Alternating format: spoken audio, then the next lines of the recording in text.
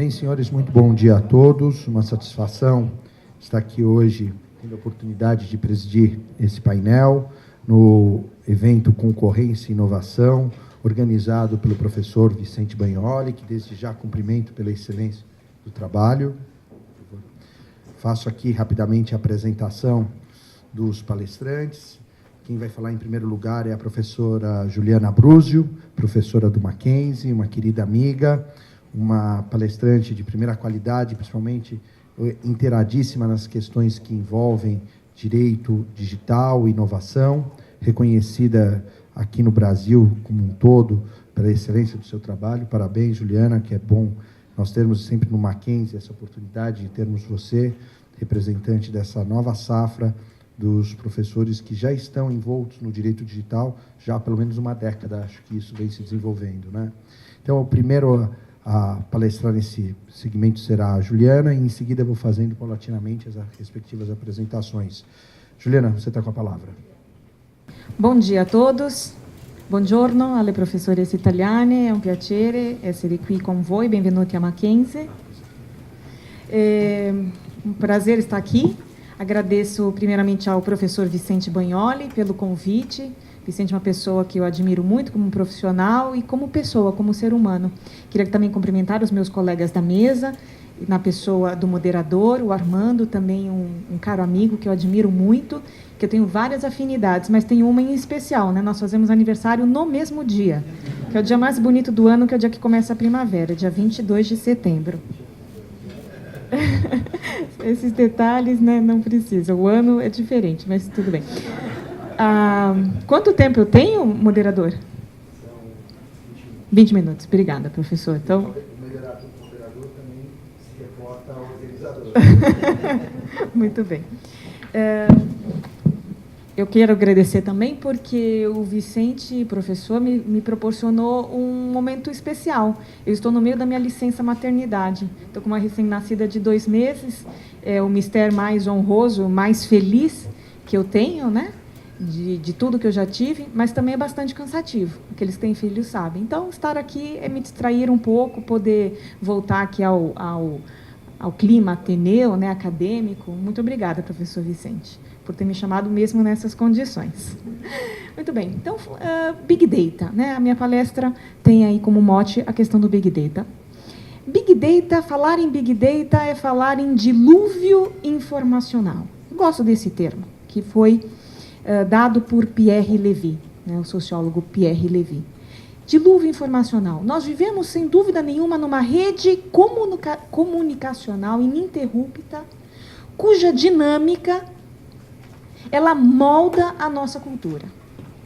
Segundo um outro sociólogo, Manuel Castells, também sociólogo da Sociedade da Informação, que trabalha esse assunto, ele diz que esse novo sistema tecnológico ele molda nossa forma de crer, nossas crenças, nossos códigos de linguagem. O que está online é mais visto do que está offline. Hoje, um agente econômico, a depender do setor, para atingir os consumidores, por via de regra, se não estiver na internet, ele está praticamente fadado ao fracasso. Há que se estar nas redes sociais, na internet, trabalhar e investir em business intelligence para saber como operar, né, com os dados dos seus consumidores.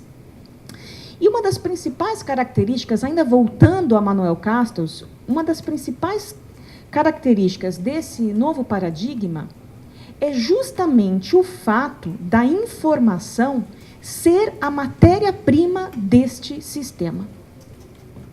E se a informação é a matéria-prima deste sistema, quem controla a informação tem um poder, diríamos até estratosférico. Concorda? Então, a questão que se coloca hoje é, diante deste cenário internetico, né, com monopólios online, como Facebook e Google, sim, sempre eles, né? Como Facebook e Google, em que algumas poucas pessoas tomam as decisões de como nos comunicamos, como compramos, como recebemos notícias. Será que nós temos realmente controle sobre a nossa sociedade? Há quem defenda a necessidade de acabar com esses monopólios, né, romper o monopólio dessas empresas antes que elas consigam controlar todos os setores da sociedade. A título de exemplo, na quarta-feira passada, ou seja, bem recente, eu poderia dar vários exemplos aqui. Eu me segurei para não falar de várias situações, mas eu vou me resumir apenas uma.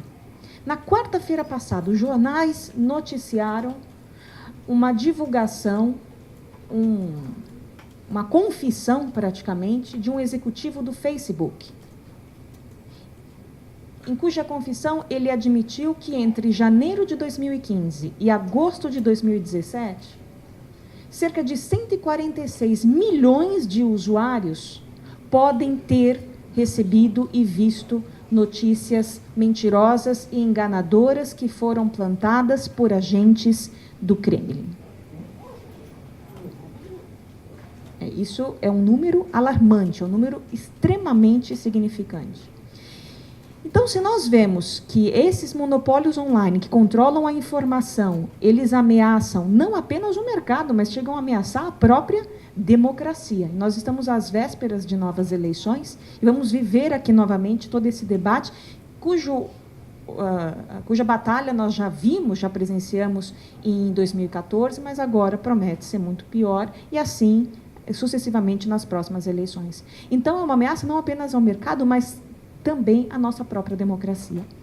E essa questão das informações, né, outro dia uma aluna me perguntou na aula de Direito Digital: professora,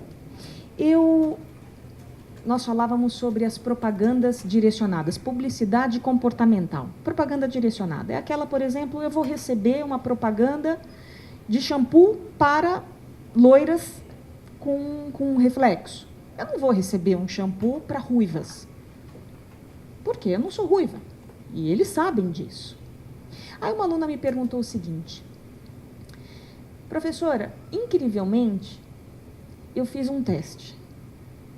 Eu não digitei nada na internet, eu não digitei nada no e-mail, eu não digitei nada no buscador, eu não coloquei nada, não busquei em site diretamente, que eu ia fazer uma viagem. Planejava fazer uma viagem. E eu comecei a receber publicidade voltada para a viagem. E ela me perguntou, né, como pode? Bem, eu não sei todas as respostas, essa eu criei uma hipótese que eu vou compartilhar com vocês. Hoje há tecnologias que não apenas capturam o que nós conhecemos na internet, né? Então, tudo que a gente digita, eu até peço perdão porque não pude acompanhar o primeiro painel, então talvez seja repetitiva em alguns fatos e argumentações que foram falados no primeiro painel. Não sei se é o caso, mas vocês devem saber que tudo que a gente digita vão fazendo um profile nosso, né? Seja no buscador, seja o que você coloca dentro de um Gmail, seja o que você procura no YouTube, seja o que você vê nas redes sociais, seja o que você procura na internet, o momento que você fica mais com o mouse em determinado local, determinado produto. Então, eles sabem que você se interessa mais por aquele do que por esse, porque você ficou visualizando mais aquele produto por mais tempo. Então, tudo isso já é bem sabido, é bem assustador, mas isso já está bastante divulgado, diríamos assim, existe uma transparência com o resultado, não a forma como exatamente é feito, mas com o resultado disso. Mas, nesse caso, a garota ela não tinha manipulado a internet. Então, há tecnologias, como eu dizia, que capturam os nossos hábitos pelo microfone do celular. Então, tomem cuidado, né? Ou, pelo menos, aqueles que se importam, porque há os que não se importam, né? O Brasil, aqui abre um parênteses, o Brasil, ele vive, io sono stata in Italia nel 2004, e me impressionava que lá tudo era privacy. Privacy, Codice della Privacy. Eu ia em congressos della Privacy, tinha garante della Privacy. E eu pensava assim, mas como pode tanto falar de privacidade? Tem um Codice della Privacy. Eles tinham todo um sistema voltado à proteção de dados e privacy. E aqui eu pensava, o que tem de privacy, né? De privacidade. Aliás, é interessante, não é privatità, né? É privacy, igual weekend. Não é fine settimana, é weekend. Um dia vocês me explicam, dopo spiegate-me, per favore. Perché? Então, Eu pensava que no Brasil nós temos o artigo 5º da Constituição, inciso 10, nós temos o artigo 20 do Código Civil, e depois vieram algumas coisas, a lei do Banco de Cadastro Positivo, a lei de acesso à informação, temos o Marco Civil, cujo artigo 7º traz algumas questões de privacidade e proteção de dados, mas, naquele tempo, 2004, era Marco Civil, Código do Consumidor, artigo 43, e Constituição Federal. E eu via e falei, nossa, mas que tamanha diferença! E digo, ainda temos tamanha diferença. Hoje nós, infelizmente, carregamos esse atraso, que é histórico, né? Fomos o último país da América do Sul a introduzir o Código Civil. Quando todos os países aqui já tinham o Código Civil implementado, começar por Andrés Bello no Chile, né? Sarsfield na Argentina e assim por diante, nós ainda trabalhávamos com as ordenações reais, as ordenações filipinas. E hoje nós trabalhamos com ordenações reais, entre aspas, nessa questão de proteção de dados. Então, nós... Hoje temos um projeto de lei que fala sobre proteção de dados, mas nós não temos, esse é o ponto que eu queria falar, nós não temos ainda a percepção individual. Nos falta isso, é uma questão cultural, é uma questão que o brasileiro ele não se importa. E isso vai mudar, né? Nós vemos isso já na Europa, uma outra percepção individual, uma outra colocação do indivíduo em relação ao autocontrole dos seus dados. Aqui não é só uma questão de lei, porque lei não muda comportamento. Veja-se o próprio Marco Civil. No artigo 7º, como eu disse e repito, nós já temos vários dispositivos que protegem a proteção de dados. Como diz no jargão, será que a lei não pegou? Me desculpem o termo informal. Não é que a lei não pegou, é que a lei não muda comportamento, né? Existe todo um trabalho de mercado, de tempo, que envolve tempo, para que o comportamento mude. Então, isso voltando ao ponto que eu deixei. Há pessoas que não se importam. Então, se você se importa, voltando, cuidado ao deixar o seu celular quando você está vendo televisão. Porque hoje há tecnologias que também já foram divulgadas, isso não é um segredo que eu estou contando, há tecnologias que capturam o que você está vendo. Então, se você se interessa por viagens, porque você está vendo programas de viagens, se você se interessa por culinária, por programas de moda, por jornal, eles vão capturando e vão alimentando esse seu profile, jogando tudo isso dentro de um business intelligence, para poder depois fazer a publicidade comportamental. Bom, mas então, voltando.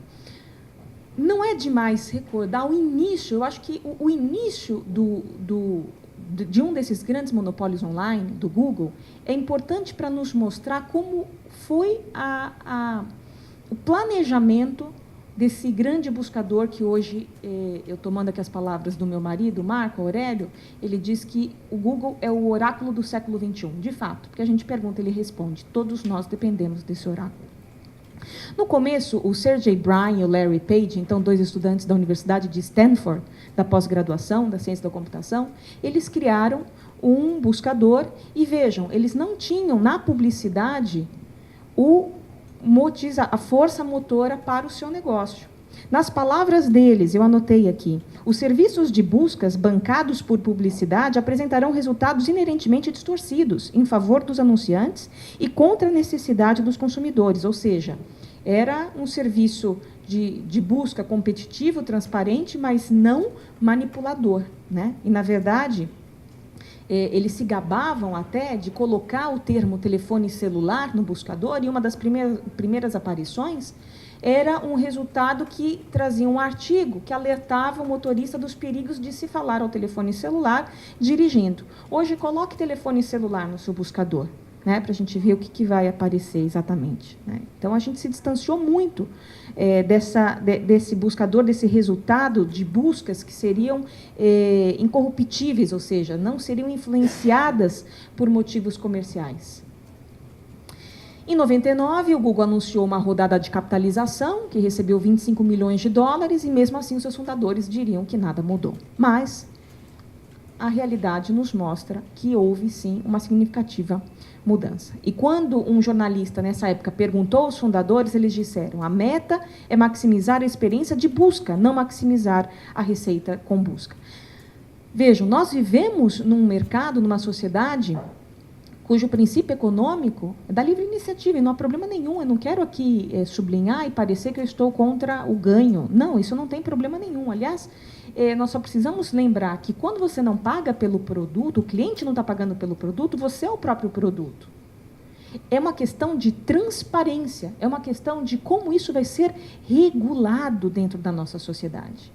Falar em tecnologia, e o Google é uma das grandes empresas, se não a maior empresa de tecnologia, o ponto, e é isso que eu quero sublinhar aqui, a questão, a palavra de toque é transparência. Eu advogo, além de ser professora, eu advogo há 16 anos, num escritório que só faz direito digital. Então, nós respiramos e vivemos direito digital. E temos, consequentemente, vocês podem imaginar, se esse é meu dia a dia, temos bastante processos envolvendo Google e outros provedores de internet. E digo para vocês que um fator comum, em todos os casos, é a falta de transparência por trás da tecnologia. Então, se nós estamos batalhando por um pedido para que seja alterado o resultado de busca, por que vai alterar o resultado de busca? E a livre expressão e o direito à informação que todos temos? Sim, todos temos. Isso é excepcional, mas, em alguns casos, a excepcionalidade ela vai se impor por alguns motivos de violação a outros direitos também fundamentais, porque nenhum é absoluto. Então, em alguns desses casos, em que se verifica um fundamento para fazer um pedido desse diante do judiciário, nós vemos a postura dos buscadores de sempre. Isso tecnicamente não é possível fazer, a tecnologia não permite, tudo isso é automático pelos algoritmos, não somos nós que fazemos, não podemos ser responsabilizados e ninguém pode ser responsabilizado. Tudo são os algoritmos. E eu estou atrás desses algoritmos, né? Onde estão, como são? Essa é a pergunta do século, os algoritmos do Google. Porque, por exemplo, se você quiser manipular o resultado de busca, em prol de... Eu sou um agente econômico, eu quero manipular o resultado de busca para determinada... Enfim, manipulação que me convenha comercialmente. Isso hoje é algo extremamente possível. E se o ofendido, se o setor violado, ou os setores violados, quiserem se impor a isso, eles vão se deparar com uma grande muralha dizendo: não temos nada a ver com isso. Isso é um problema de tecnologia. Se você fizer muitas buscas pesquisando por esse termo, nossos algoritmos automaticamente vão entender que isso é relevante e vão colocar estas pesquisas, esses termos, nas sugestões e links relacionados.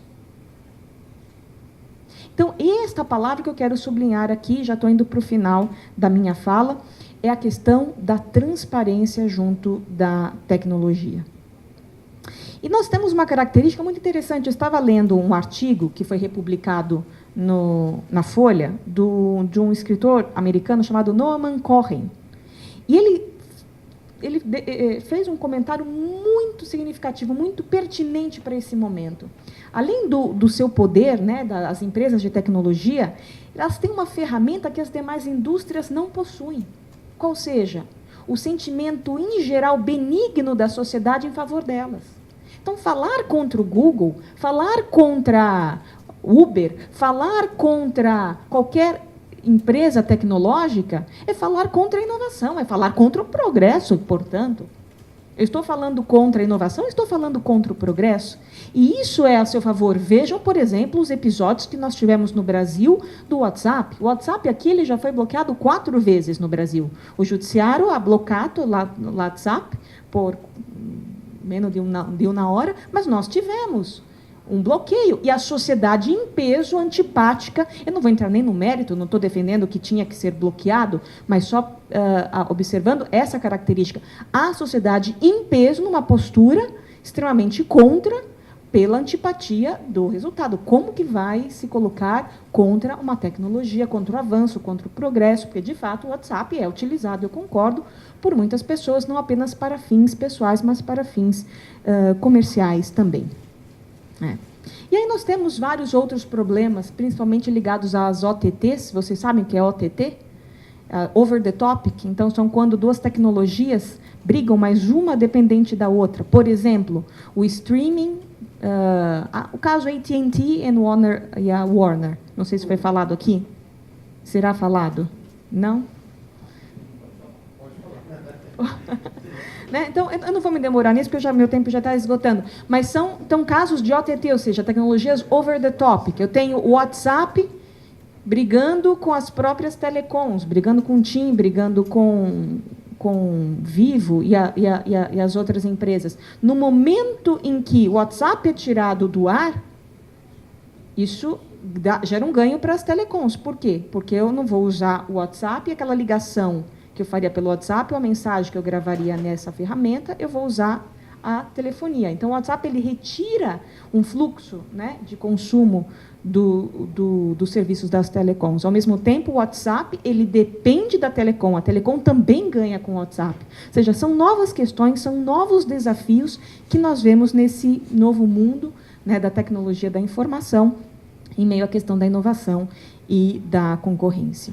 Nós temos a questão da proteção de dados, como eu disse, repito, estamos aí no Congresso analisando um projeto de lei muito importante que vai trazer a regulação sobre essa matéria. Isso é importantíssimo quando falamos de inovação. O professor Vicente tem estudado, né, sobre esse assunto, foi à Alemanha estudar sobre esse assunto, e da Alemanha nós vemos lá uma briga no órgão regulador, no FCO, o órgão antitrust alemão, que investiga se o Facebook ele não está agindo com abuso ao transferir os dados de clientes sem o seu consentimento, porque lá o consentimento, foi lá que nasceu essa doutrina do consentimento, né, do autocontrole, aí na década de 70, 80, com aquele famoso caso do censo alemão.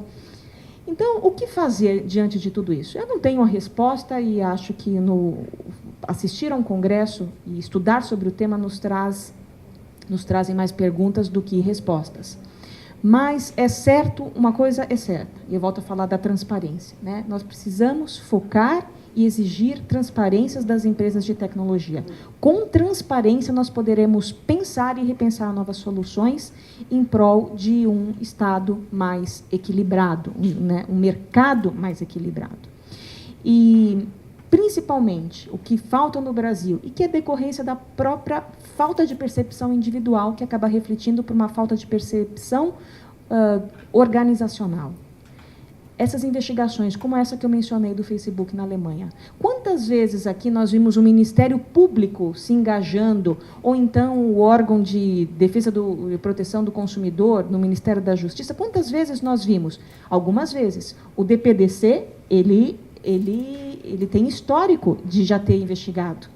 Foi o caso da Form. Mas nós estamos falando de um órgão, de uma investigação, e os demais? Quantas vezes no Brasil nós tivemos um caso sendo investigado, sendo questionado sobre a regularidade, sobre os abusos? E aí eu deixo para os especialistas, né, em concorrencial falar sobre o CAD, o que o CAD vem fazendo sobre isso, mas eu acompanho, né, da janela de cá, eu acompanho, né, muitas questões do CAD, e me parece que a necessidade é imprescindível que os órgãos, inclusive o CAD no Brasil, eles se debrucem mais, tenham mais atenção, mais olhares sobre essas questões que envolvem falta de transparência na internet com os grandes monopólios online, para que nós tenhamos inovação e uma boa concorrência no mercado. Obrigada. Juliana, parabéns. É uma visão extremamente atual, uma visão de quem tem a barriga no balcão, ainda que esteja na licença maternidade, continua com a barriga no balcão. Em eventos como esse, a gente percebe a importância que o mundo digital vem tornando efetivo no dia a dia da atividade laborativa, da atividade produtiva como um todo. Eu tive uma passagem por Brasília recentemente, na Senacom, na Secretaria Nacional do Consumidor, e lá verifiquei que as pautas hoje da defesa do consumidor são as questões digitais. São as questões que mais trazem as dúvidas, que mais têm a atenção do Ministério da Justiça como um todo.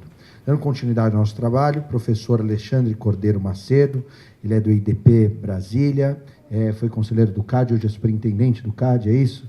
Doutor Alexandre, ele vai falar sobre o programa Cérebro e as multas esperadas em caso de cartéis. Muito bem-vindo, obrigado, e o senhor tem 20 minutos também.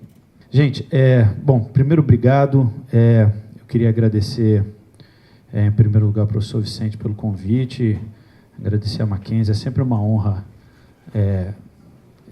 participar participar desses painéis. Acho que a gente aprende muito com eles, muito mais do que ensina. Então, eu adoro. Se me chamar para qualquer conversa, eu venho fácil, porque eu adoro isso.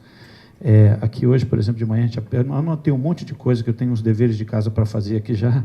Então, fui anotando um monte de coisa. À vontade, quando eu fui assistindo o primeiro painel, e depois da Juliana falar também, foi sair comentando. Peraí, tem um negócio...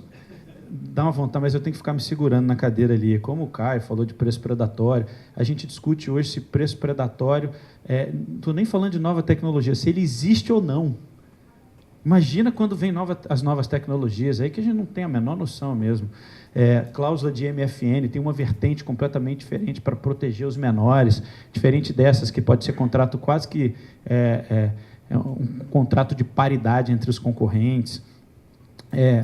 Falando de informações sensíveis, que facilita a colusão tácita, bom, e uma série de outras coisas. E aí, esses learning algorithms, esses algoritmos que aprendem com eles mesmos e vão se modificando, que é mais ou menos o que a gente tem feito no CAD com relação ao cérebro. Eu vou tentar explicar para vocês como que é.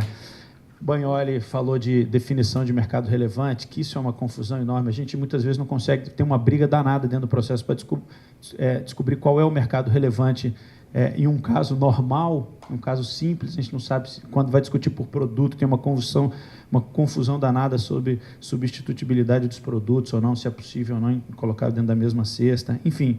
E aí vem o professor Campilongo, que é uma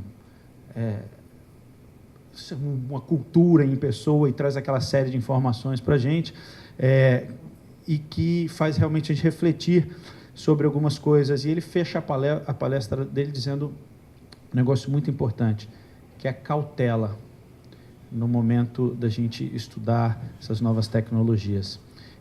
O problema da intervenção do Estado na atividade econômica é o excesso. Então, às vezes, é muito melhor o Estado não intervir do que ele não saber onde ele está intervindo e, mesmo assim, achar que sabe fazer a intervenção. A gente sai daquele objeto, pelo menos sob o ponto de vista teórico, que é de corrigir falhas de mercado, e passa a criar falhas de governo, o que pode ser muito pior, e, em regra, é muito pior do que as falhas de mercado já existentes. Então, a intervenção do Estado na economia, seja pelo CAD, ou seja pelos reguladores setoriais, tem que ser com muita cautela, principalmente quando a gente não sabe onde está pisando. E esse tipo de congresso é uma demonstração de que a gente não faz a menor ideia do que está acontecendo. É bom vir para esse congresso, porque você não precisa dar resposta nenhuma, você só coloca um monte de problema, se perguntar se diz que não sabe, está tudo certo, porque ninguém sabe mesmo. Nem a gente, nem em qualquer lugar do mundo. Você pegar o caso do Google, por exemplo, que está lá no CAD, você vê os Estados Unidos adota uma postura completamente oposta da Europa. Completamente oposta. Os Estados Unidos diz que ali não é problema. A Europa aplicou uma multa de 2,7 bilhões de euros. E nós temos esse caso no Brasil. Eu costumo dizer que o Brasil vai pacificar essa história, vai dar o voto de Minerva em relação a isso. A gente tem vários outros casos que é assim, mostra que o mundo não sabe o que fazer. Dentro da própria Europa, os casos da OTM, mesma coisa. A Alemanha adotou uma postura, a União Europeia adotou outra completamente diferente.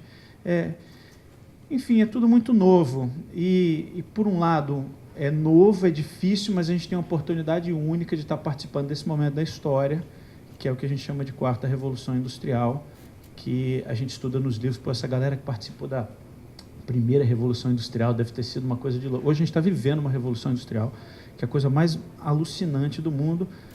O Campilongo disse uma coisa muito bacana, que não sei se eu decorei, mas demorou 50 anos para o rádio adquirir 50 milhões de usuários, a TV 13, o Facebook, Internet 4, Facebook 2, e o Neymar, uma Copa só para adquirir 50 milhões de seguidores.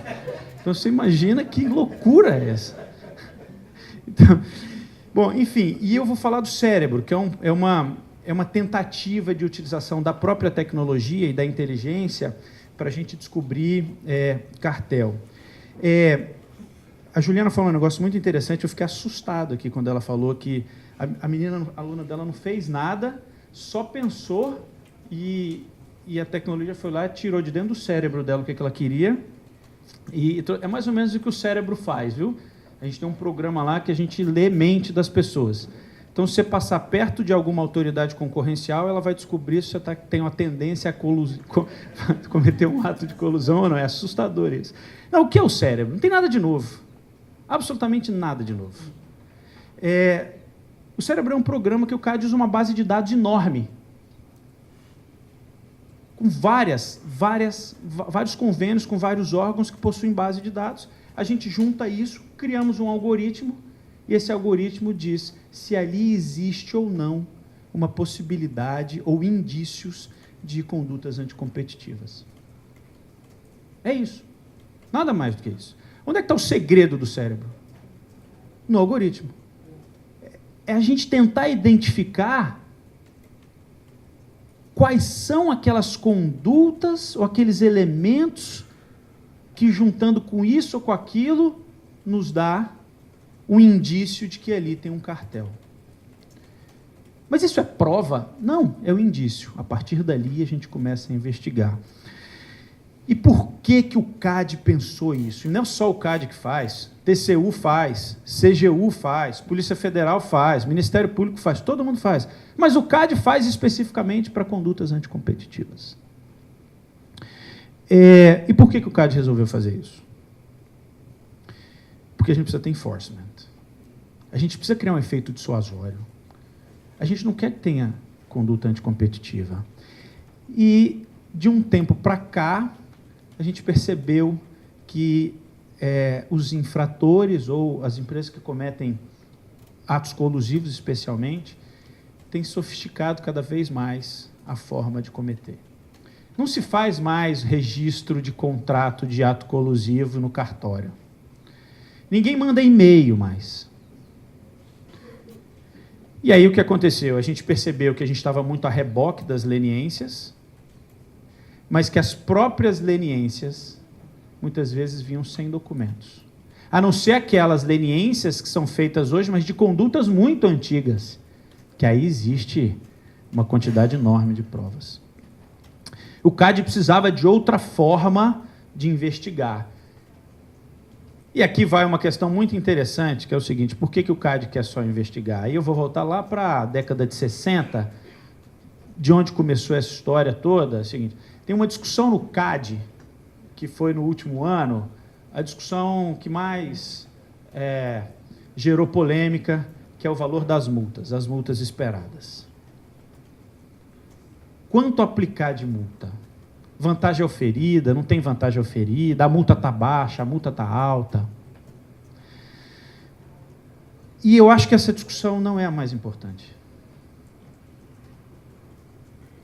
O CAD está muito mais preocupado em mexer naquela segunda variável daquela fórmula de Gary Becker, por isso que eu falei que ia voltar para os anos 60, que é a decisão de você cometer um ilícito é igual ao benefício dele menos, entre parênteses, a probabilidade de detecção vezes a pena.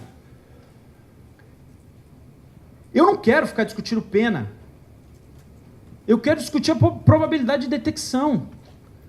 Porque, segundo lá em 1960, tratando-se de empresários, que é isso que Gary Becker coloca, os caras são risk taker. Então, para eles, o efeito de você ter uma probabilidade de detecção maior é muito pior do que você aumentar a pena, que você tem um efeito de detecção de 2%, uma pena de 100 anos de prisão para cartel, o empresário vai cometer o cartel. Porque ele está trabalhando com os 2% com a probabilidade. O que o CAD precisava, portanto, era mexer na probabilidade de detecção. E aí veio a Lei 12.529, que aumentou o enforcement, veio com uma série de questões, robusteceu o programa de leniência, mas mesmo assim ainda faltava. E aí surgiu o cérebro, que é essa cara que vocês estão vendo aí. Tem dados cadastrais, vínculos empregatícios, redes societárias, é isso que a gente faz. E alguns filtros econômicos com uma mineração de dados. Bom, E aqui é uma linha... E aqui é uma linha do tempo. Será que eu posso para lá? Aqui vi que não, beleza. Acho que... Sei lá, vou ficar aqui quieto. Ali é uma linha do tempo. O que aconteceu? Olha quando a gente começou isso. Em 2013, novembro de 2013 a 2014, a gente começou a fazer um estudo nas outras jurisdições internacionais para saber como eles faziam isso. E a gente teve uma dificuldade enorme. Por que a gente teve essa dificuldade? Porque ninguém quer falar disso abertamente. Lógico, é o segredo da investigação, eu vou sair dizendo o que eu faço. Não, e aí esse processo demorou, não foi fácil, a gente teve que conversar com muitas das autoridades para saber quais são as melhores práticas, o que fazer, quais os dados são necessários.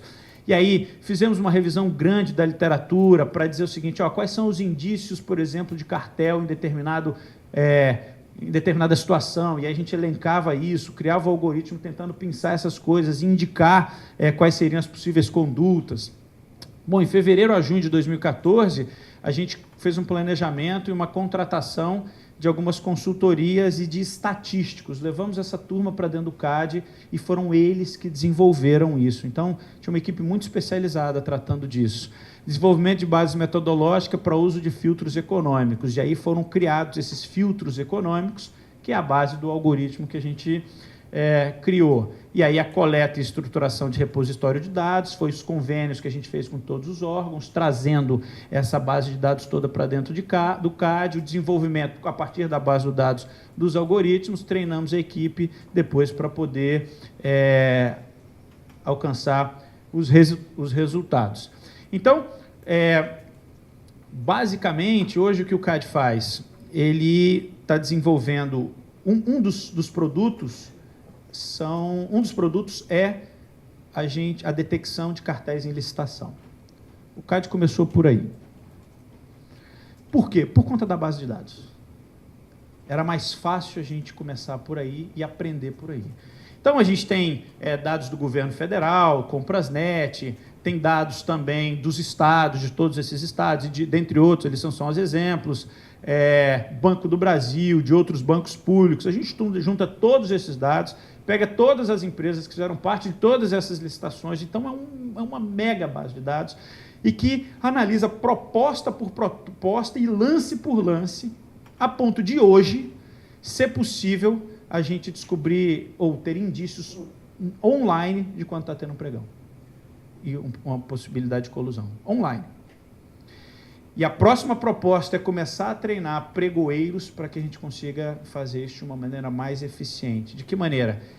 Treinamento de pregoeiros e de leiloeiros para que os caras identifiquem, no momento, possibilidade de colusão e aí avisem o CAD ou qualquer outra autoridade para que acompanhem online o pregão.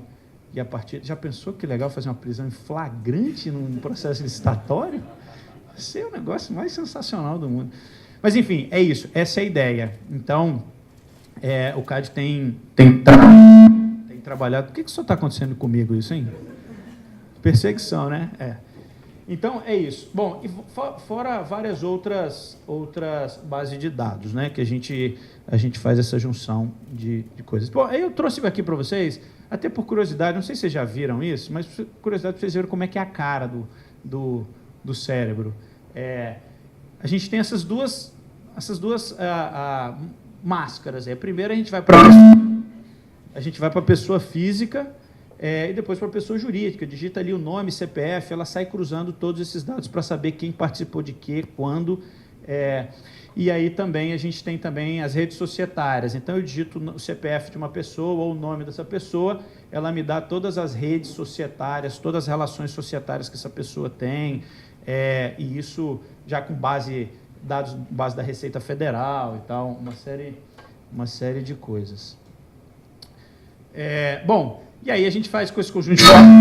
Não é possível, gente. Ele faz com base no conjunto nesse conjunto de ferramentas, a gente faz a mineração dos dados, que essa mineração dos dados aí tem os fatos suspeitos, sinais de competição simulada, similaridade de padrões dos comportamentos concorrentes. Aí cada um desses itens, eu vou mostrar ele depois para vocês, a gente começa chamar de minerar os dados, é elencar quais são as informações que, para o nosso business, que é a detecção de cartel, a gente entende que é importante que o sistema descubra. E aí meio que isso é o segredo da coisa. Eu acho que isso é importante. Então o sistema, o algoritmo vai lá, elenca, a gente elencou isso como importante, ele vai e trabalha esses dados. E aí, por isso, os testes estatísticos com esses filtros econômicos, né? Sai testando várias hipóteses e por aí vai. Eu já vi que eu não posso passar aqui. Bom, tarefas de mineração, olha que interessante. Isso aqui está na literatura, então não tem problema trazer. Assim, eu podia até dizer que não era, né? Que estou abrindo uma coisa para vocês, que é só conta do seminário. Mas não é, isso está na literatura, né? Porque parece que é ultra escondido. Assim, não, isso não.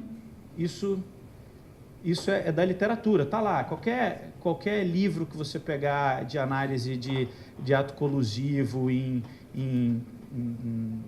licitação, vai dizer, olha, alguns cuidados você tem que tomar. Se tiver propostas idênticas, isso é um sinal, porque imagina, se é concorrente, como é que você vai ter propostas idênticas no valor de 443.583.000, até os centavos idênticos? Espera aí, alguma coisa está errado. Pode acontecer? Pode. Tem algumas coisas que indicam que pode isso acontecer? Pode, mas então é um indício de uma colusão.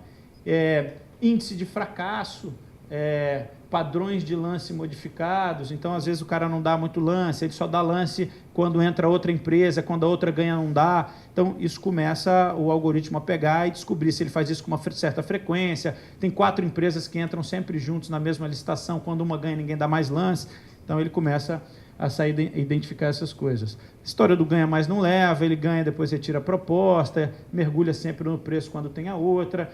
Então você imagina, uma coisa é você analisar uma licitação, identificar todos esses indícios. A outra coisa é você, todas as vezes que essas empresas participaram de licitação, você identificou os mesmos indícios. Essa é a diferença. É isso que a tecnologia ajudou. O programa Cérebro já era feito pelo CAD antes, só que com a planilha de Excel. Qual era a chance da gente ter uma base de dados robusta para poder resolver? É difícil. Então, agora não. Agora você faz apertando um botão. E aí fica muito mais fácil. Os meninos lá da parte de investigação mostrava o tamanho da planilha, a confusão que era para poder descobrir, era muito difícil. Agora não. Agora você tem uma base de dados enorme que você aperta um botão, ele te dá um monte de resposta. Aí você vai trabalhar a partir das respostas. Aqui tem um possível erro, para isso tem uma explicação, isso aqui está errado, elimina, não serve de prova. Então, chegamos numa quantidade robusta de indícios, vale a pena fazer uma busca e apreensão. Aí o cara, a partir daí, faz uma busca e apreensão. Bom, e tem outras, né? Análise de rotatividade, quem ganha o quê, quem ganha sempre. É uma coisa interessante. O CAD já chegou a analisar, inclusive, em licitações que são espalhadas no Brasil, a relação da sede da empresa aonde ele ganha. Ganhou, a sede da empresa é em São Paulo. A outra empresa concorrente dele é na Bahia, a outra no Rio. Essa aqui só ganha em São Paulo, essa só ganha por aí vai. Bom, enfim. Alô, oi. Bom, enfim, esses são alguns dos elementos que a gente busca. Tem vários outros e tem outras formas da gente fazer isso, né? Tem algumas coisas muito mais avançadas do que isso, que a gente está em teste e que deve ser implementado na sequência. Bom, tarefa... Está piorando. Isso é alguém dizendo assim, tá falando demais. Alguém daqui minha equipe falando demais. Pronto, melhorou. Bom, tarefas que apontam indícios de comunicação entre rivais. Aqui a gente só destaquei algumas, assim, que são bem importantes. Por exemplo, coincidências cadastrais, propostas idênticas, e esse daqui é interessante, IPs idênticos. Por incrível que pareça, a gente pega muitas propostas que saem do mesmo IP. Muitas propostas. Bom, pode ter algum problema? Não, pode ser que as empresas estejam no mesmo prédio, e aí sai de um mesmo IP. Mas pode ser que elas estejam, inclusive, no mesmo computador. Então, aí tem que ver. Isso é prova de alguma coisa? Não, mas é um indício. É isso. Então, aquela discussão que eu disse para vocês de que a forma de se realizar o ato colusivo está mudando, assim também a forma de se investigar tem que mudar. Bom, tá aí. Bom, isso eu já falei, mostrei para vocês como funciona. E quais são os desafios, por exemplo, para 2017, que já acabou, para 2018? Manutenção na atualidade da integração das bases, licitações estaduais ainda não estão disponíveis, porque elas são muito ruins, a base de dados. Isso é um desafio nosso.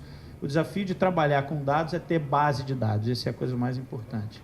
Mapear os pontos cegos, quais os estados nós temos que melhorar a cobertura dos estados e evoluir nessas funcionalidades, né? O cérebro tem uma característica interessante que a gente está aprendendo, então temos apenas 3 anos ou 4 anos, mas a gente já tem alguns casos de sucesso, uma série de investigações que startaram a partir do trabalho do cérebro. Algumas já estão aí e outras chegarão na sequência.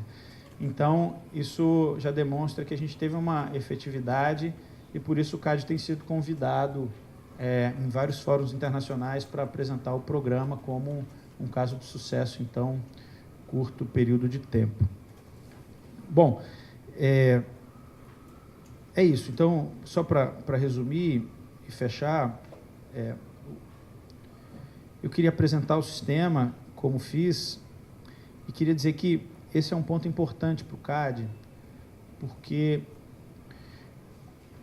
ao contrário daquela discussão antiga de que a gente tem que aumentar a pena, que até sob ponto de vista jurídico, a gente sabe que nem sempre é adequado, né, que ela pode ser desarrazoada, desproporcional, e aí você tem um efeito inverso do enforcement, que é a anulação dessas penas no judiciário. Até sob ponto de vista econômico, ela é ruim, porque o custo marginal dela ficou muito maior do que o benefício marginal. Então, ela é ineficiente. Esse é um discurso que teve no CAD nos últimos, sei lá, um ano e meio. Para mim, é um discurso com uma importância não tão grande assim. A importância grande do discurso que a autoridade antitruste tem, em virtude, inclusive, das novas tecnologias, é rediscutir as suas ferramentas.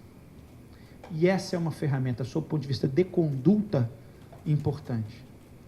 A gente tem que rediscutir como manter o enforcement a partir do momento em que a gente tem novas tecnologias e que sequer a gente consegue entender, como o Bagnoli disse, o mercado relevante de determinado setor. Isso é complicado. Então, a autoridade antitruste, não só o Brasil, mas qualquer uma delas, tem essa dificuldade. E mais, nós estamos falando aqui de cartel, que é a conduta mais fácil de se condenar.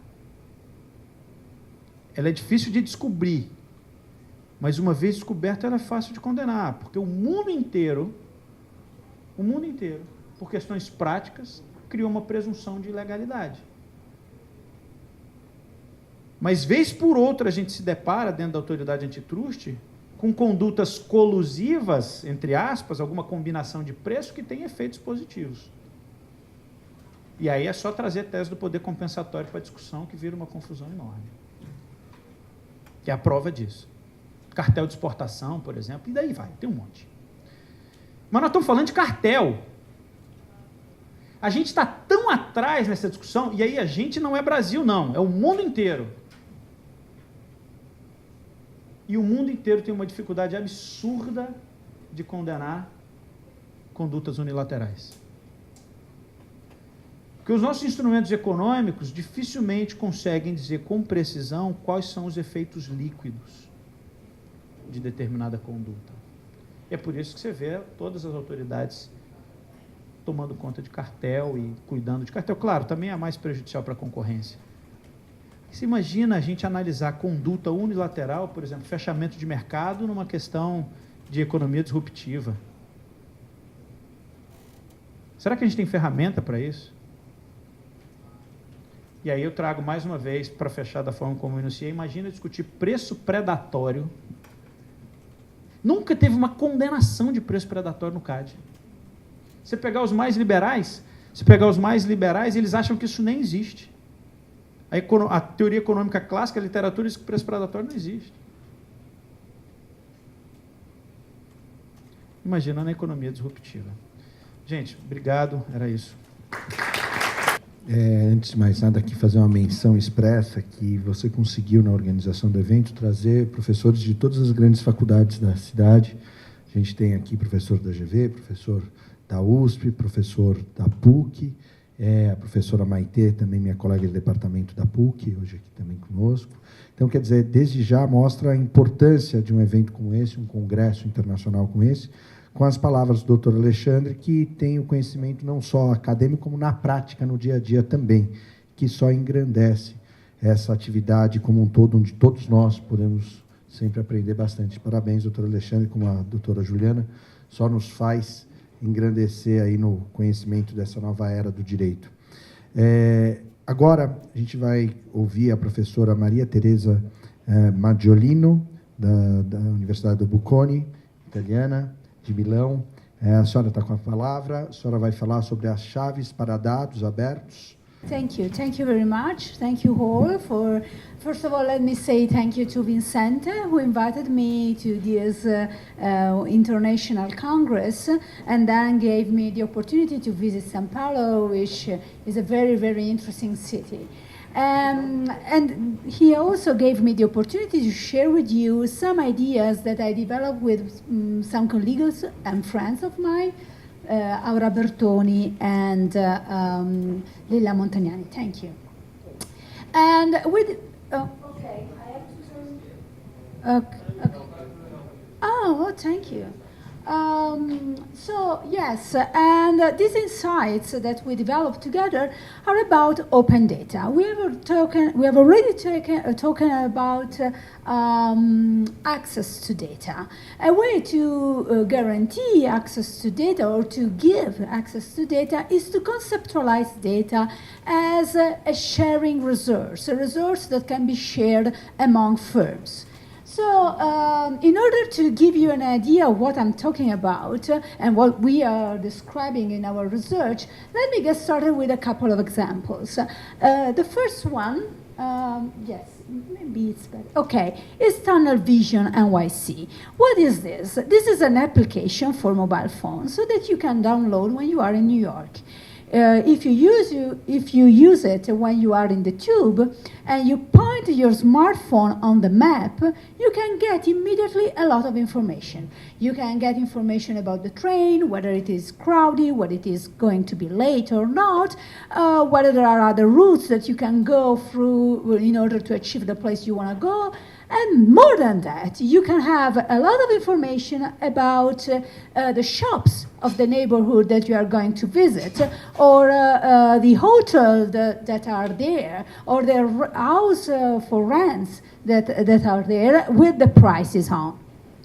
How did this app developed? How was possible for these young guys, indeed it was a fancy application developed by young guys, how was possible for them to create this application that makes money because people, in order to be there, pay them money. In order to have their hotels and houses for rent, they pay them money. How was that possible? They developed this application by using MTA data, the data of the public transportation of New York that manages the tube, and by using the census, the U.S. Census data, which are available for people. But let me tell you another example, another little story that goes back to the region, the Italian region of Simonetta, Trentino. Again, here are other two young guys win a bid to develop this application for mobile. that not only gives you a lot of information about the trains, the buses, and all the all the car sharing and other transportation tools that you can use to move around, but they gave you a lot of information about shops and hotels and other touristic information of the region. And more than that, they give you the opportunity to make mobile ticketing, to buy tickets for wherever you want to go in all the region via the application. How those guys were capable of taking part to the bid and to develop this application, because the Trentino region gave the opportunity to use its own data in order to create this application. So what is the meaning of all of that? Well, that if public administration make their data available for free, actually, firms can enjoy them and develop new businesses on their own behalf in order to improve their, or to create profits, but also for the benefit of the whole society. How was that possible? In the previous slide was written, okay, everything is possible if we make it possible. And how was possible that? Because back in 2003, in the European Union, we adopted a regulation, well, actually a directive, sorry, telling to public bodies to make their data accessible and reusable almost for free. Now, that was an important piece of legislation because, as Juliana was saying, that was a way to guarantee transparency. That was a way to make our institution more, to increase the accountability of our institutions so that we can trust them and check what they are doing. But more than that, that was a way to make our business flourish. It was a top-down approach that we developed that we developed just to allow firms to use that data and develop non-commercial as well as commercial activities. And indeed, the money that now we are gaining from this market for public data are increasing and increasing. Well, in the United States, it happens almost in the same way, with a different approach. We prefer a top-down approach. We gave the directive and say to our public administration what to do, at what cost, at what prices. In the United States, public administration understood by themselves that what was crucial for them was to make their data available for free, accessible for free, also for commercial reasons. And everything began after us in 2007, so let me say it proudly. And that was what they call the Open Government Data Movement. So on the basis of that, one could say, well, if sharing data is so beneficial because it makes businesses flourish and because it allows citizens to enjoy more services, can we open only public data? Can't we open also private data? And when I say private data, I mean the data held by the private sector and not by the public sector. Now, let me tell you another couple of stories about the private sector. The following slide, please. It doesn't work? Okay, great. Here there is another fancy application, Hoodline, that you can download if you go to San Francisco. And again, this application, let me tell you the story more exactly. Hoodline was a website for news. He was born as a website for news. But year after year, he decided to integrate with other companies, private companies like Uber, ABC, Yelp, Paragon, Real Estate Group, in order to provide to its users more and more of information. How was that possible? It was possible because they decided to create partnership where they combine their data. They decided to take their own data and share them with their competitors or rivals or possible partners to provide consumers with an overall service, and each of them gain money by increasing the traffic and acquiring visibility on the website one of the other. Another example taken from the private sector is the following one, which is a very traditional case. I mean, a case regarding a very traditional firm, not a very fancy application for mobile, but a company of architects, Arup, that works all over the world. Well, what they do in their real life, they design buildings and neighborhoods. So one could say, what's the link between this traditional company and the digital economy? Well, at a certain point, they understand that in order to improve the quality of their buildings and the quality of their design for neighborhoods, they needed to know better the people who was going to live in that neighborhood and in those buildings. So what did they do? First of all, they asked the government access to public data about the neighborhood. And so they understand how the ground was, where the rivers were, and how to create a neighborhood that was matching the environmental features of the places. And okay, but more than that, they decided to study human beings within buildings, how they behave within buildings. So they asked Open Sensor, which is another company, to put sensors in their own buildings, in the Arup buildings, to understand where people like to be, whether next to the window, next to the door, next to the bathroom, wherever. And they try to understand within the buildings how people move. How? Via these sensors, which are nothing more than an application of the Internet of Things. And after they collected all this data, and now let me say quickly to Vincente, even such a traditional company may become a collector of data and work, therefore, in one of the markets you identified, capture markets. Once they collected all this data, thanks to this partnership, they don't only give those data to Open Sensor, they created a website where it made this data available to whoever. They asked Mastodon C, which is an analytical company, a company that makes analytics, to analyze them. And thanks to the analysis, thanks to the data inferred from raw data, which is always a crucial step, moving from the raw data to our inferences about data and people, well, they were capable of creating better buildings that were that save more energy, that meet better the interests and the good and the tastes of people.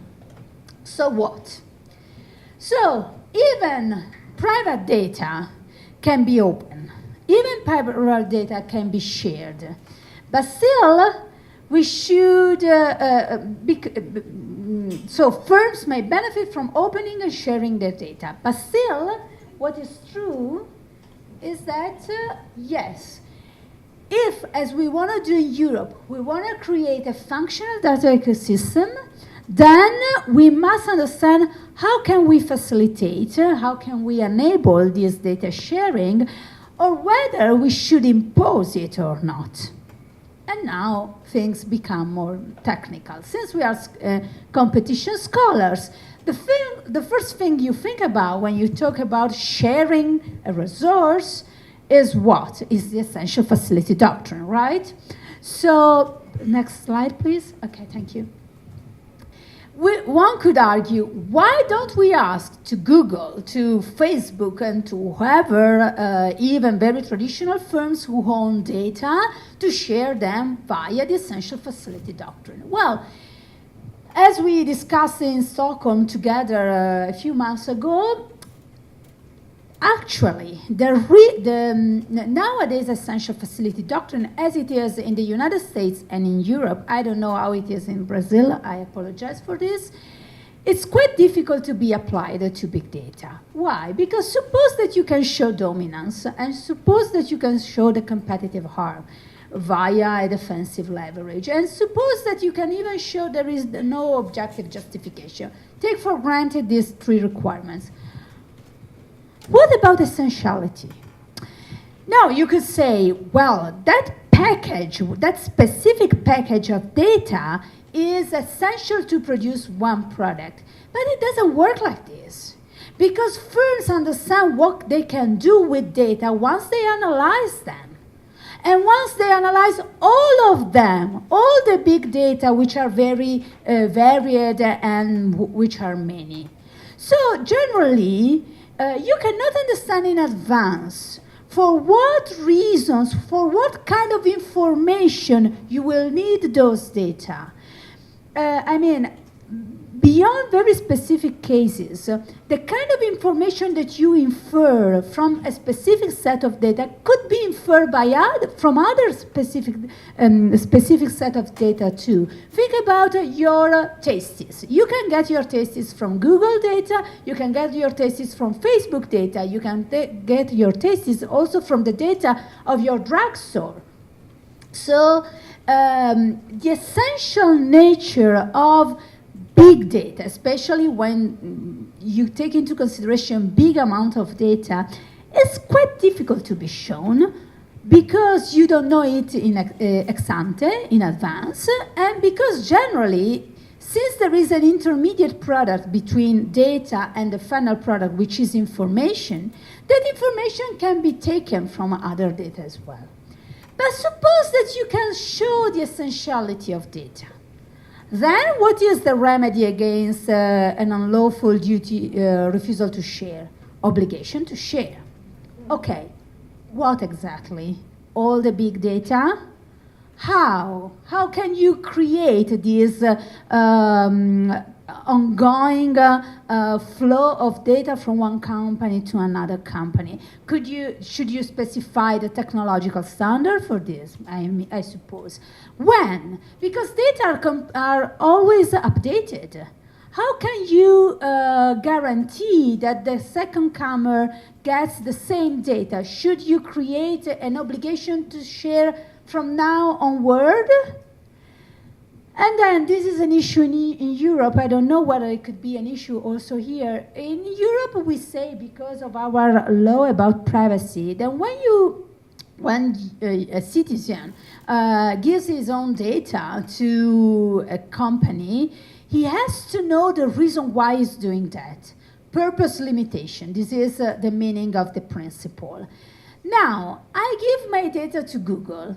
Then someone else comes, they want to produce something which has nothing to do with web search and ask Google's data. What is the purpose limitation then?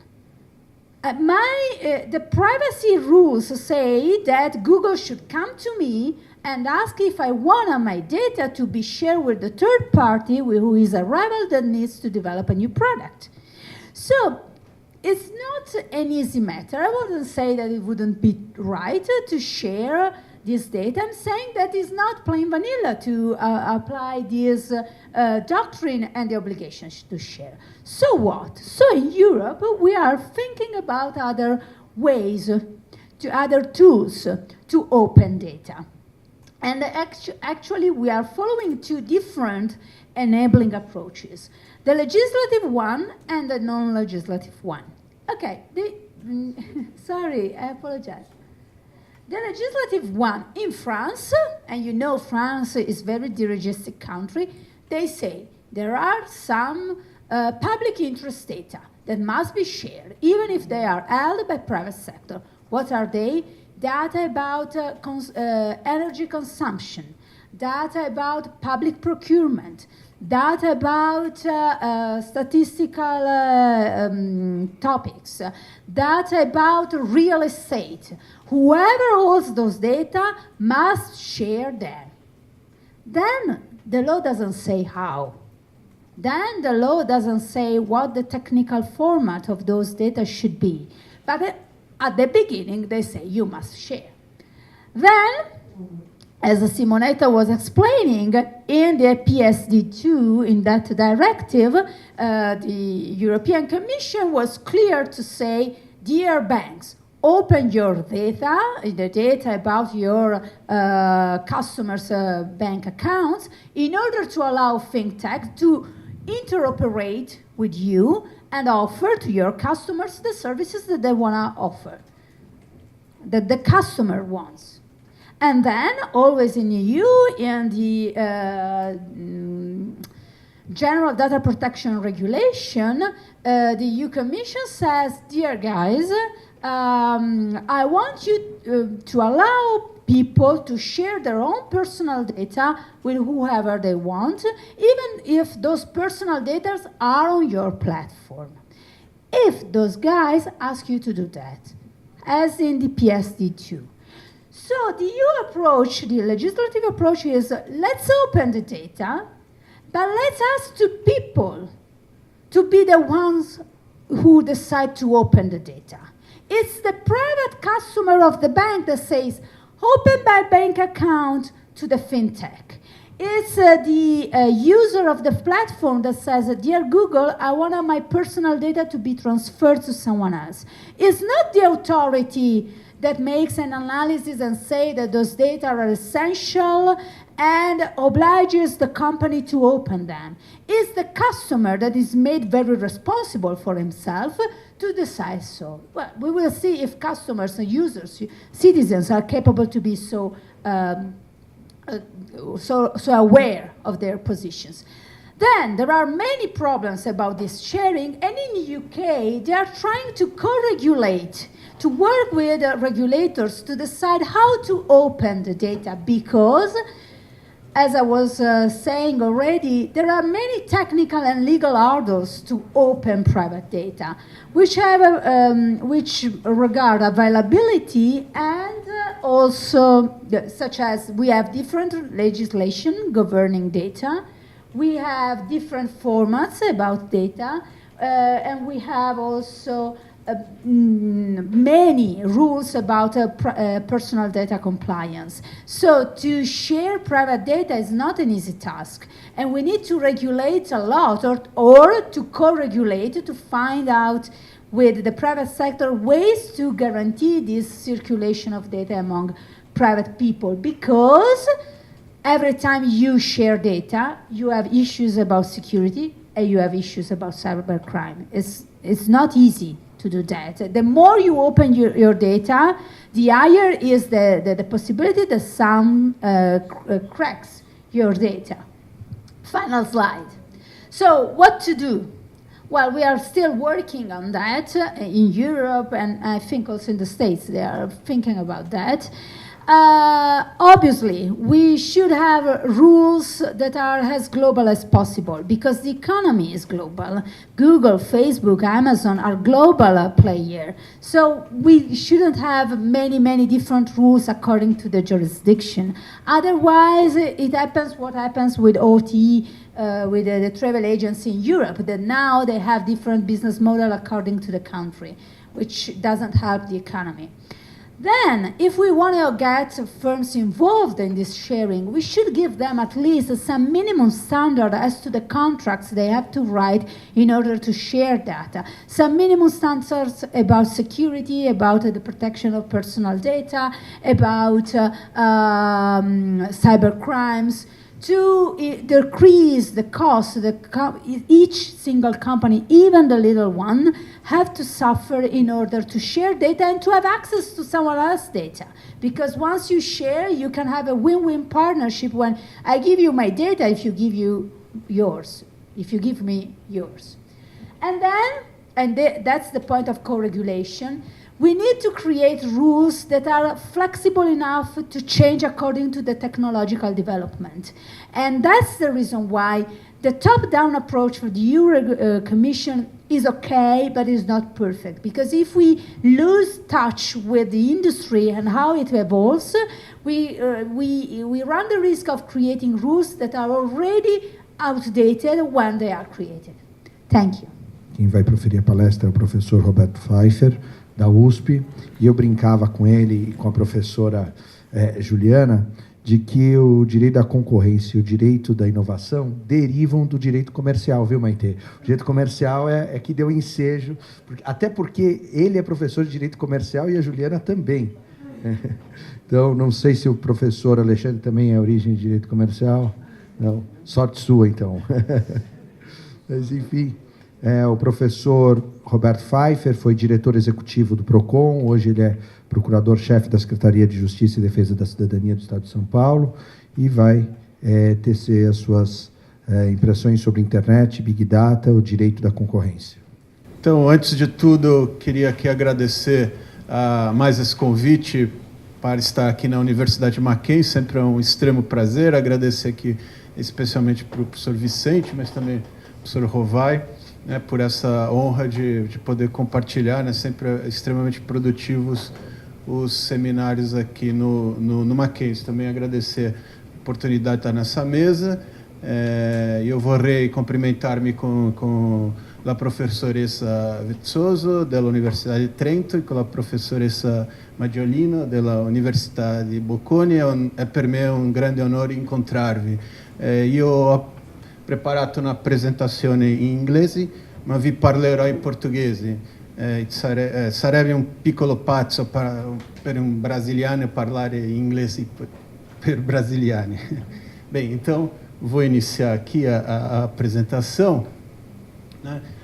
Mas muito do que eu falaria, né, já foi falado aqui pelos meus colegas precedentes. Só relacionar, então, né, eu vou tentar então também especular mais do que qualquer outra coisa, né, sobre algumas das relações de internet com concorrência, né, sempre lembrando então que essa ideia aqui da internet das coisas, né, ou seja, essa ideia de vários tipos de aparelhos, mas até eles colocam até nessa noção de coisas até pessoas ou animais, né, mas ligados, né, pela internet e cada vez mais inclusive compartilhando dados. Então ela está muito relacionada com o Big Data, né, que também aqui eu não vou também falar desse esse desenho que é quase, né, recorrente em todas as palestras, mas acentuar bastante não só o valor, né, que é um dos Vs, né, aprendi com o Vicente, são 6 agora, né, não apenas um dos 6 Vs do Big Data, né, mas que se pode, então, compreender, né, que os dados, sejam eles dados pessoais, sejam dados, né, compartilhados dessa forma intensa, eles têm um valor muito grande. E o que, consequentemente, cada vez mais também leva a se mudar um pouco essa concepção, essa ênfase tanto no preço dos serviços, né? Porque, na verdade, quando se paga, não se paga exatamente em valor monetário, mas muitas vezes com os seus dados, né? O acesso a diversos serviços. Então, isso parece ser algo bastante importante, né? Que vai ser intimamente relacionado com a ideia de privacidade, inclusive.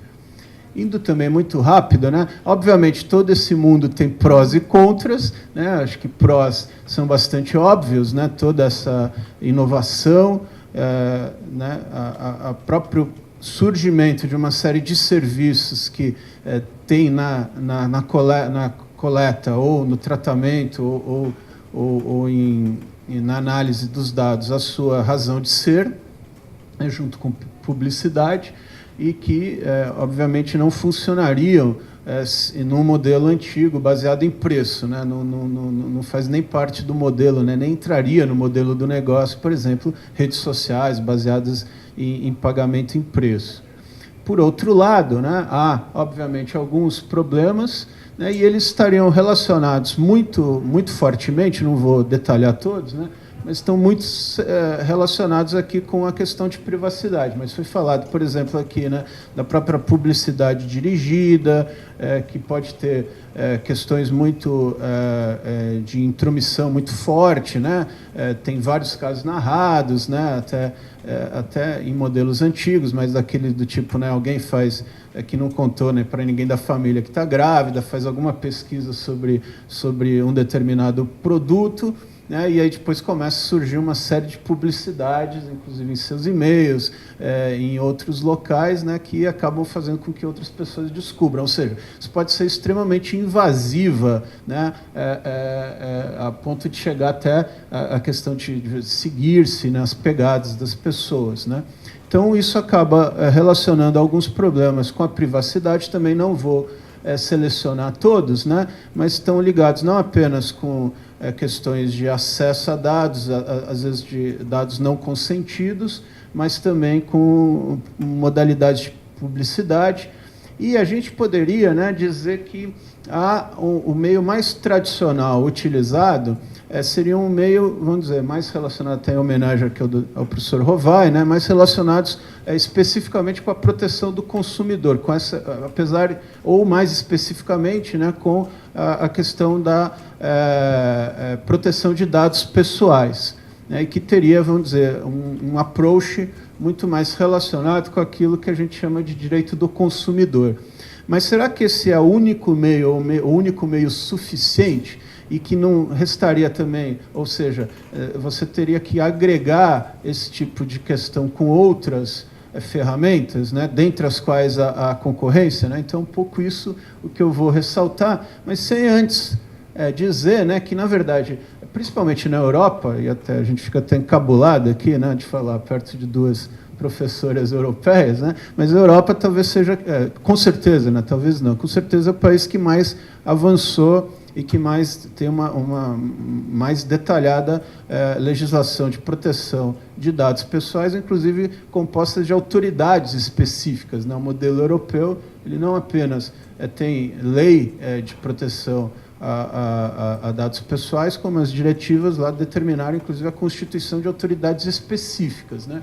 E aqui também não vou detalhar, né, mundialmente também alguns princípios da própria OCDE que vão muito na linha do chamado consentimento informado, né? Ou seja, a privacidade não seria algo, né, uma esfera inatingível, mas pelo contrário, né, é tudo aquilo que há um consentimento, mas que o consumidor tem a informação de que está dando esse consentimento. O que, se formos pensar que muitas vezes esse consentimento é dado através das normas, ou dos termos e condições das compras online, dá para imaginar que essa informação ela é bastante duvidosa, né? Quem lê os termos e condições, né? E se aquilo está né, depois de rolar várias barras, né? Ninguém faz isso, né? Então, o que torna um pouco complicado, né, se a gente for pensar em termos de internet, cada vez mais essa questão do consentimento informado.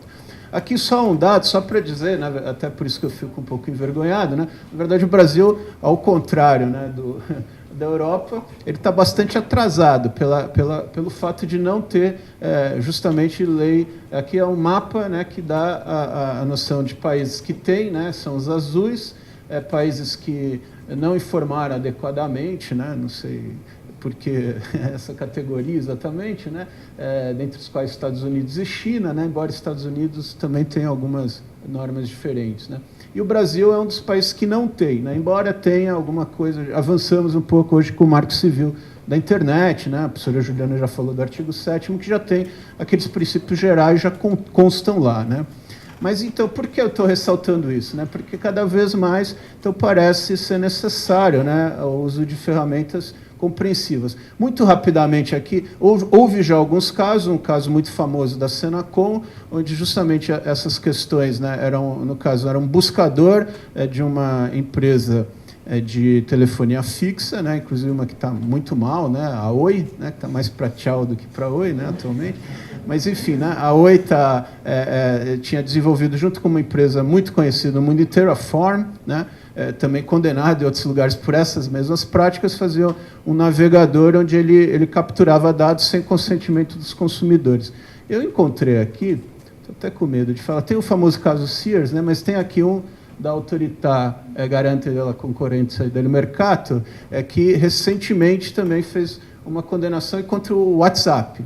E justamente por algo que foi igual no Brasil, né, que eles faziam você tinha que expressamente concordar com os termos e condições que obrigavam uma série de compartilhamentos de dados, e caso contrário você não poderia ativar o WhatsApp. Eu mesmo, vou confessar que lendo lá, fui ler lá, né, até porque tinha que dar aula e tudo, estava meio incomodado, eu resolvi não concordar, mas no 30º dia me cortaram, eu não pude mais ter acesso ao WhatsApp, eu fui lá correndo concordar, né, para poder reativar o WhatsApp, né, que, né, você fica muito limitado sem ele.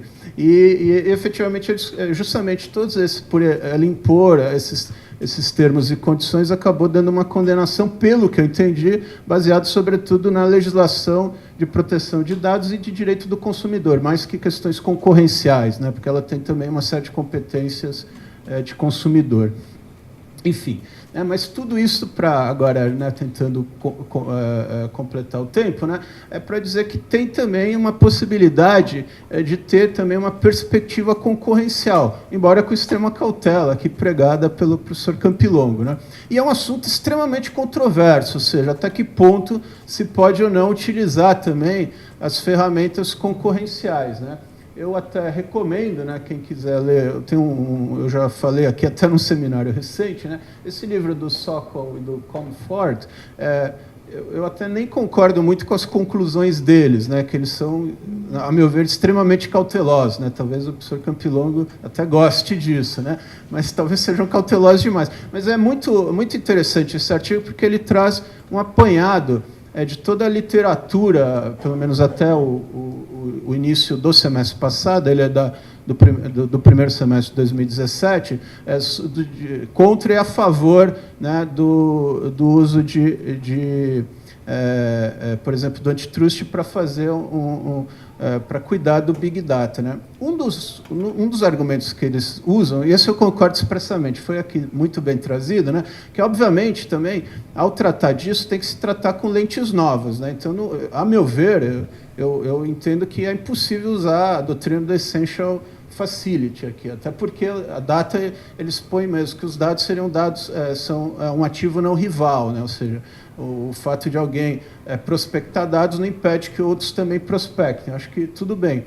Agora, sem dúvida nenhuma, tem toda a questão da barreira à entrada, né, de você olhar outros aspectos. E um aspecto que me parece importante também de se olhar, além da barreira à entrada, né, são questões que vão se refletir, sobretudo, em fusões, né, que são as formas como as empresas coletam e fazem o tratamento dos dados, né? O tratamento é tudo aquilo que seria a segunda fase que o Vicente... A segunda e a terceira, né? Que seria tanto a armazenagem quanto, principalmente, a análise e a utilização. E, mais do que isso, o compartilhamento de dados, né? Porque muitas dessas empresas, o que elas vão fazer também, elas vão vender esses dados coletados para outras.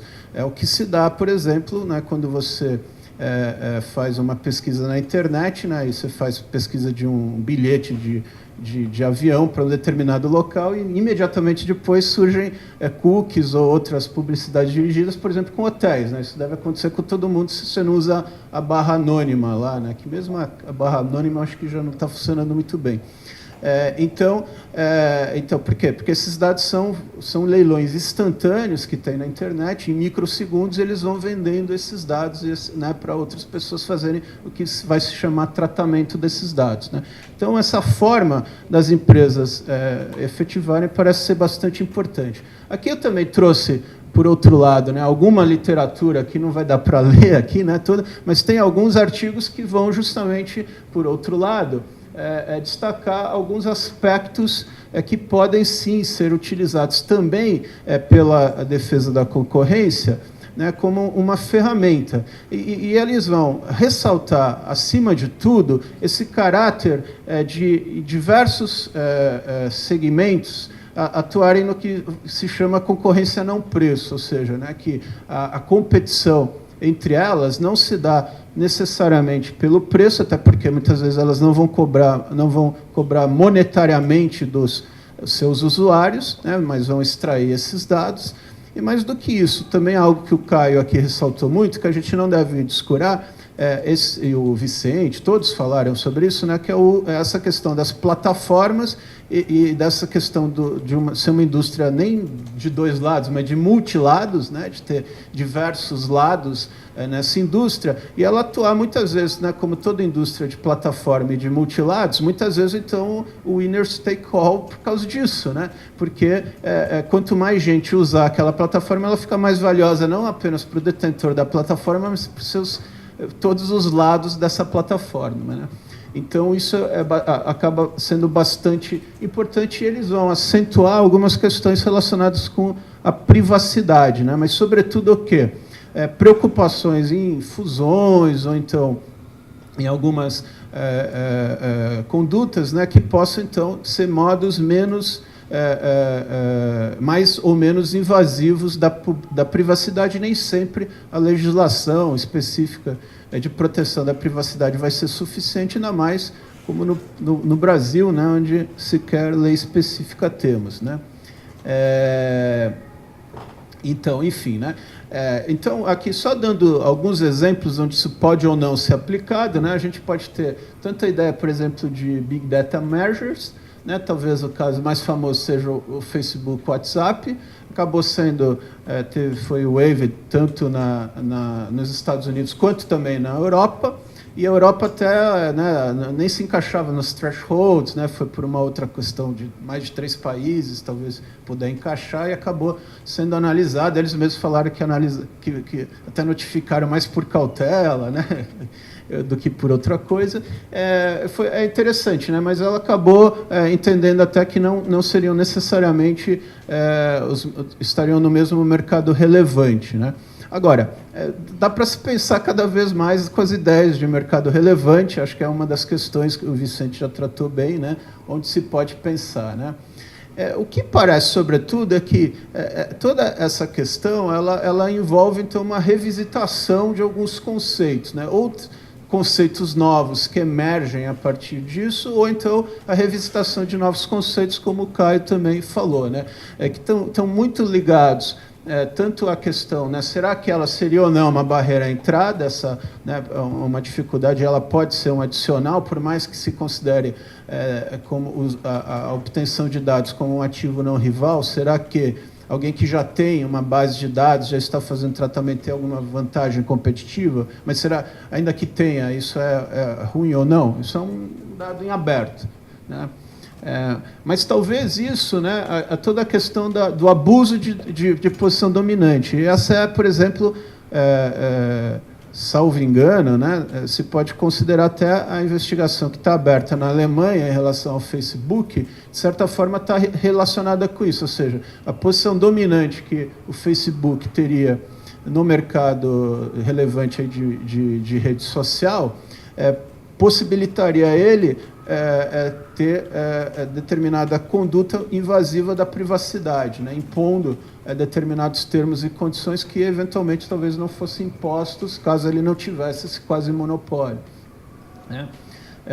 Então, consequentemente, a privacidade também poderia ser um objetivo da concorrência, se não um objetivo, pelo menos uma preocupação adicional, né, principalmente em questões de concorrência não preço e quanto a efeitos, né, que possam ser advir de uma conduta ou de uma fusão, né? Então, isso também pode ser considerado, essa detenção dos dados pode ser considerado ou ela própria um sinônimo de poder de mercado ou um elemento desse poder de mercado. Então, são questões que parecem emergir dessa questão, né? E aqui, então, só porque não era só sobre Big Data, né, outras questões também são extremamente controversas, eu já foi falado aqui, né, por exemplo, é o caso Google também, e principalmente o caso Shopping, né, recentemente, então, no primeiro semestre, julgado pela Comissão Europeia, né, também como aí foi um abuso de posição dominante. Entendeu, então, que o fato, né, até está aqui nessa figura. Opa, né, que ele colocava aqui em destaque o fato, né, dele colocar em destaque, né, o seu próprio buscador, né, que vai aparecer na primeira barra, e o fato então de ali isso eventualmente, né, e não aparecerem com a mesma relevância então outros buscadores, isso seria em si uma conduta anticompetitiva. É algo muito controverso, né? Como já foi falado, Estados Unidos entendeu o contrário, que isso faria parte do próprio âmago do negócio, né? O próprio core business deles, né, estaria, e que haveria alternativas concorrenciais, seja por outros buscadores, seja pelo fato de que o consumidor também não está sendo levado a erro, enfim, né? E que isso é muito controverso, mas é outra questão também que emerge, lógico, tem que olhar com outros olhos, e né, essa questão também, e aqui está o CAD, né, quem sabe o CAD então deu a resposta correta, né, estamos botando fé, se usar o cérebro então, né, vai ser usar o cérebro para uma coisa de não cartel, então vai ser sensacional, né? E finalmente, então, aí foi falado aqui, eu vou também pular, né, toda a questão da cláusula também de buscadores de hotéis, mas também não vou falar. E só para finalizar, né, com também outra questão que também gera alguma controvérsia, a questão do zero rate, né, que aí é o caso de não contar nas franquias, né, de internet móvel, a utilização de determinados aplicativos. Hoje, isso pode ser feito de forma unilateral, por exemplo, as operadoras permitem, então, que determinados aplicativos são muito utilizados, como o próprio WhatsApp ou Facebook, não contabilizem como franquia, né, ou pode ser fruto de acordos comerciais, né, que os próprios aplicativos remunerem, então, e não cobrem dos seus clientes, né, como vários bancos já estão fazendo, né, talvez o mais notório aqui no Brasil seja o caso do Bradesco. Tem uma tendência mundial de se entender que isso é pró-consumidor e tem que ser arquivado, né? Então, nos Estados Unidos, a Federal Commission, isso foi bastante interessante, né? Porque ela abriu em janeiro uma investigação com ainda o presidente da Federal Commission, a Federal Communication Commission era ainda apontado pelo Obama, aí acabou o mandato dele, assumiu um novo presidente que era um ex-commissioner, né? E ele com 10 dias estando no poder, arquivou, entendendo que podia. E na Europa saiu também recentemente um relatório bastante compreensivo aí da Comissão Europeia, né, embora ela faça mais ressalvas, mas de maneira geral entendendo que isso pode ser bastante favorável ao consumidor. E aqui no Brasil, o CAD também, o ano passado também arquivou, né, uma investigação recente. Então, é uma investigação que tinha, né. Então, só para, em termos de conclusão, né, então, só para dizer, né, que acho que é importante compreender que o dado ele tem esse valor monetário, né, que vai não apenas serve para entender vários negócios, né, mas para entender também que isso é um pagamento, é um meio de pagamento que os usuários de diversos serviços utilizam. Então, a gente pode considerar, né, que a data tem um preço também para o consumidor, né? Ou seja, então, consequentemente, entender também toda essa dinâmica da concorrência não preço parece mais importante do que nunca, né? Já se alertava muito para que todos os guias de análise, né, de fusões horizontais estão totalmente centrados no preço, né, que isso tem que ser cada vez mais revisitado, porque a concorrência não preço é uma realidade cada vez maior, né? E, consequentemente, então, isso joga para revisitar diversos conceitos, né? E também toda essa questão de buscadores, dessas novas tecnologias, né, embora com cautela, também parecem demandar, né, novas visões para, por um lado, não atrapalhar o modelo de negócio, né, parece, né, que gera muitos efeitos positivos, mas, por outro lado, como foi falado aqui, né, cada vez mais o que se vê são plataformas dominantes, né? Então, acho que cada vez mais a questão, né, de poder de mercado, né, de poder econômico, ela aparece muito forte em todos esses novos segmentos, né, que demanda, me parece que, então, necessariamente o direito da concorrência vai ter que ter um papel aí, né? Exatamente qual vai ser o papel é o que a gente vai discutir, né? Acho que durante ainda vários anos. Então, muito obrigado pela atenção. E Vicente, acho que pedir para que você, portanto, faça as vezes do fechamento e, mais uma vez, te cumprimentando pela excelência do evento, pela capacidade de aglutinar todas essas faculdades de Direito, esses professores de Direito, para falar de um tema tão atual e tão do nosso dia a dia. Muito obrigado, professor Armando Rovai. Well, we are 35 minutes ahead our schedule, so I think we have to conclude this conference. I'd like to thank very much all the speakers for the amazing and intriguing lectures that we had today. For sure, we'll have another next year, 2018, maybe 2019, and maybe the answers we will still be looking for. Okay. At the evening, we have we have a presentation of the at the workshops. We had quite a lot papers submitted by undergraduate students and LLM and PhD candidates. It will be in the afternoon at rooms 101 and 102 at Building 3 at the Law School. So everyone is invited to share this experience with us. Once again, I'd like to thank our speakers. Ringraziare un speciale saluto, un ringrazio speciale alle professor e domani tornano in Italia e speriamo di vederci ancora un'altra volta qui in Brasile.